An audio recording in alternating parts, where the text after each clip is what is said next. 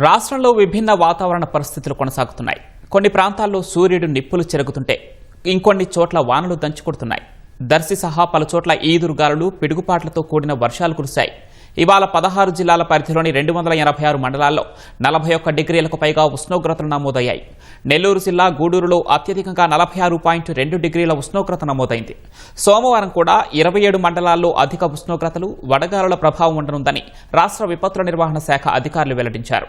మరోవైపు ఛత్తీస్గఢ్ నుంచి తెలంగాణ, ఆంధ్రప్రదేశ్, తమిళనాడు మీదుగా కొమోరియన్ ప్రాంతం వరకు విస్తరించిన ద్రోణి ప్రభావంతో సోమవారం అనకాపల్లి, కాకినాడ, కోనసీమ, శ్రీకాకుళం, విజయనగరం, పార్వతీపురం, మన్యం, పోలవరం, విశాఖ, చిత్తూరు, తిరుపతి జిల్లాల్లో తేలికపాటి వర్షాలు కురిసే అవకాశం ఉందని అధికారులు తెలిపారు.